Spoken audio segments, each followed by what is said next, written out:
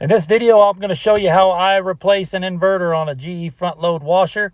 The inverter controls the basically the power that goes to the motor, and it helps give you better performance, get better energy, less water consumption, and makes it a whole lot quieter because it can provide variable speed.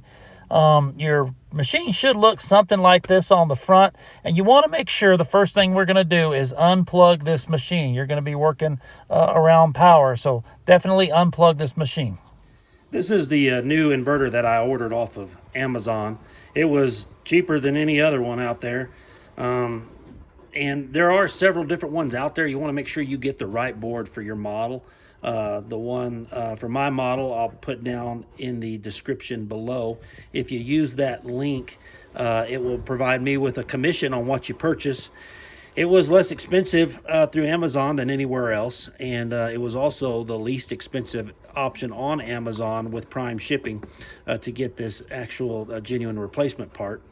When it arrives, it'll look something like this. It'll come in this, I think this is an anti-static bag to keep the circuit board protected from static, but basically it just comes by itself like that, no instructions or anything like that. That's what this video is for. And then I'll show you how these tools or which tools I use. So here are the tools that I'll be using to do this job.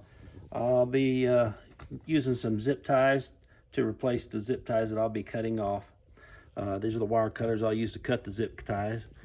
That inverter housing is going to be held on by one little nut screw, and it's a 5/16 inch.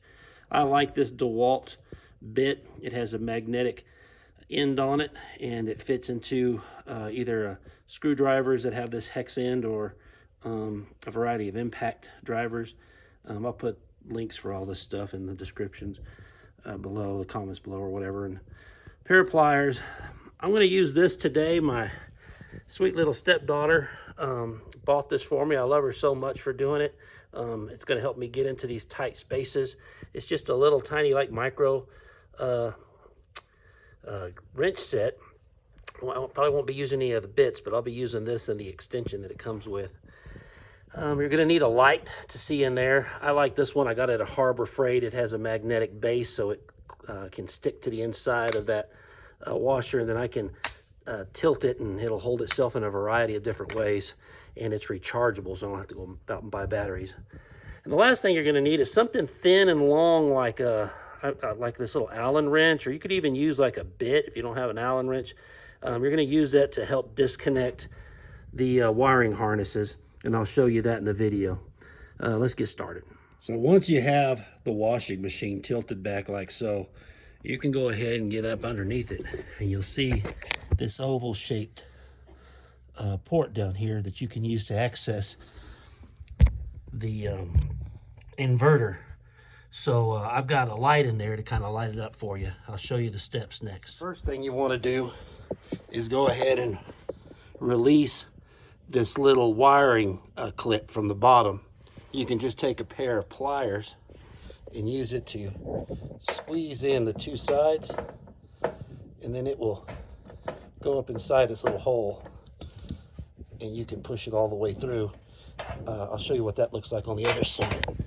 The next thing you want to do is use a pair of wire cutters, or be careful with a pair of I don't know, like some type of cutter, to remove this zip tie. Okay, with the zip tie off, everything's free. You're going to want to remove the bolt that holds this on. Let's see if I can get a shot of it. Darn, it's really hard. There it is. The head of it's right there. So it is a 5/16 inch nut. I guess a nut screw. And I've just got a little setup here to get it off. So you'll just go ahead and remove that screw. What I like to do with these little screws and stuff that come off these machines is use the box of the new component as a place just to stick them.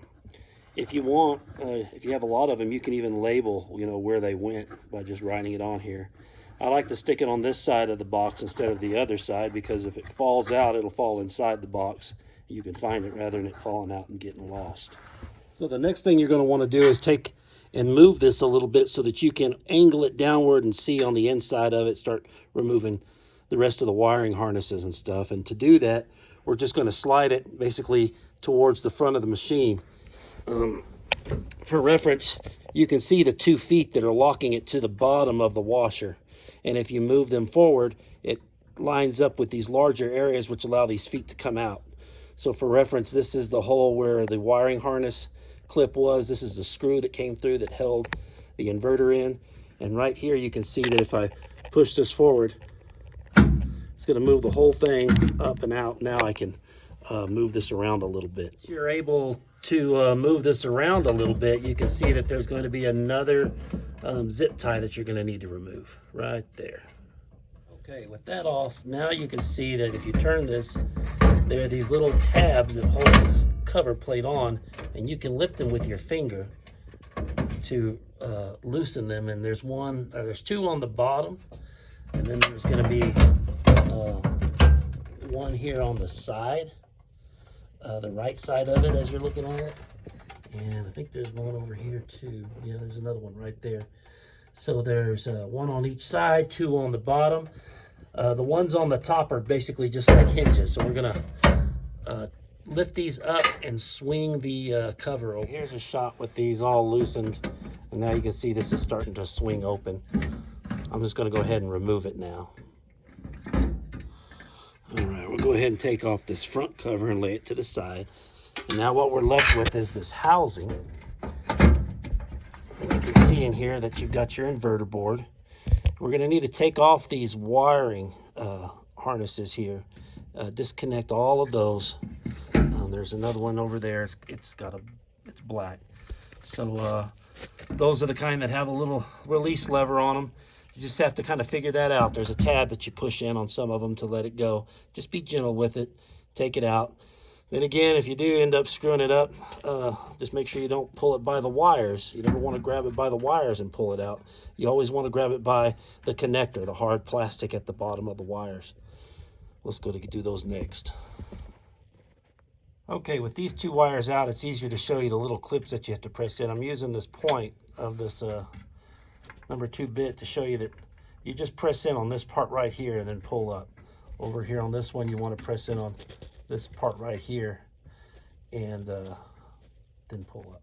Now getting the larger wiring connectors off was a little difficult until I figured out that it had just a special release that you had to understand.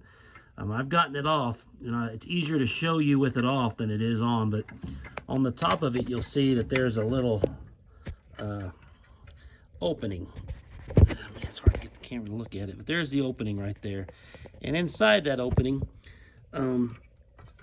there's a place for you to put something thin so that you can push down this part right here.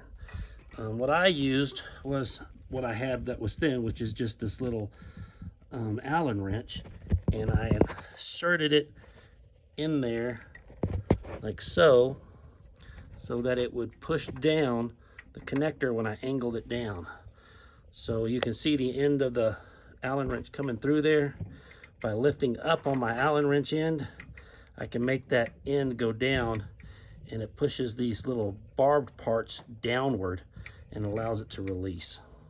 I hope that's easy to understand, but if you can't figure it out, the easiest way to explain it is you're just going to insert your Allen wrench in there or whatever you've got that's small, and then push up on it, push away from it.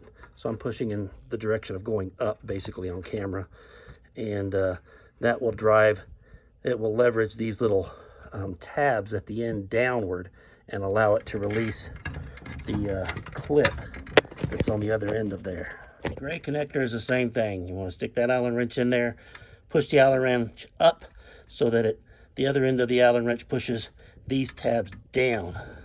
Kind of hard to show on camera, but they go down.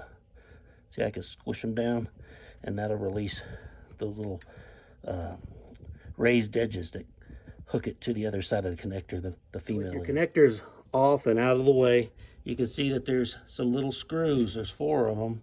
one in each corner that hold this board into its housing. You want to go ahead and remove those. Okay, with all of these screws off now, you can go ahead and just give this board a tug and it'll pop out of its housing.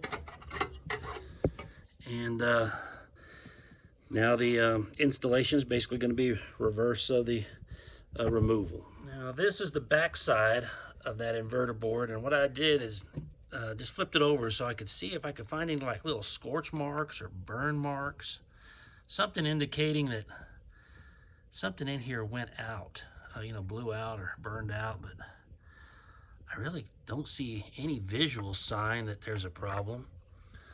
On the other side, I don't see anything really wrong with it.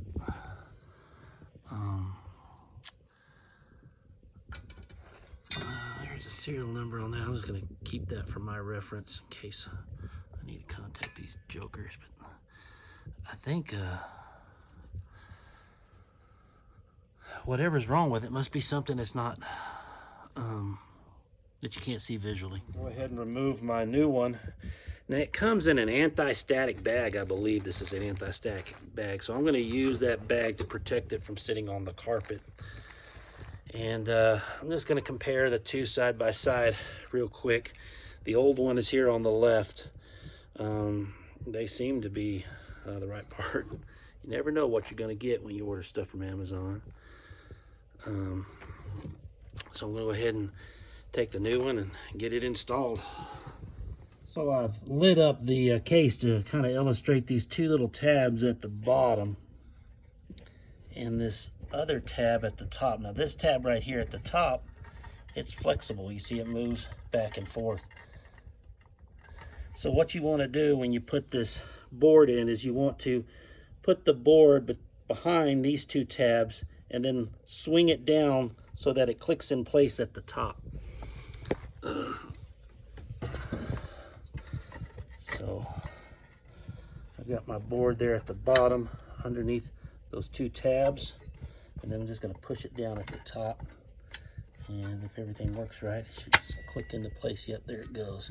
So then I make sure my holes are pretty much lined up.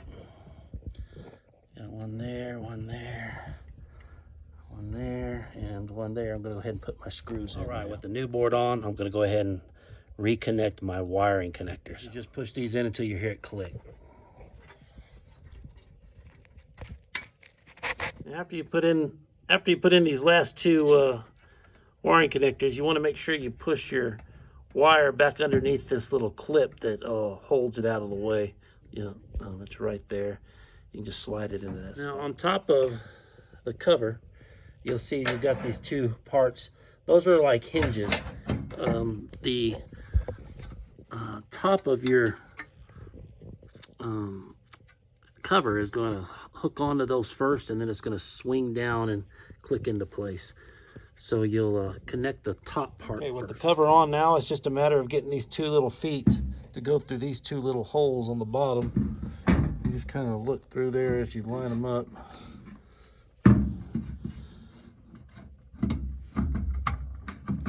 And then slide it basically towards the rear of the washer to lock it in place on that channel. And that should make your hole line up to put your screw in, which you can do it next. I'll be honest, I haven't been looking forward to trying to get this little screw to line up. Here's what I've come up with. I've got a little 5/16 inch Dewalt bit driver, and it's got a magnetic holder on it. So I'm just going to use that to hold my screw in place. It's just really hard to do with one hand. And then now I have something where I have a little bit more maneuverability to kind of angle it down while I get in there. I'm going to use this to get it started, and then I'll use the wrench to tighten it down. Next, you want to put your little wiring harness clip back through the hole on the bottom here to lock it into place. Next, you want to go ahead and put your zip ties back through those rectangular shaped pieces on the right and left side of it. There's that right side and then the left side. It's so hard to find something here. You'll see it, but let's see, it's right there. 2 zip ties on. Okay, I've reconnected those zip ties to hold those wiring harnesses in place. I'm just going to go ahead and use my wire cutters to clip off the free ends, and then we'll be done with this part. Almost done. Crawl out from underneath this thing, pick up our little pieces of crap, get ready to lower this unit back down. Oh, don't forget my flashlight.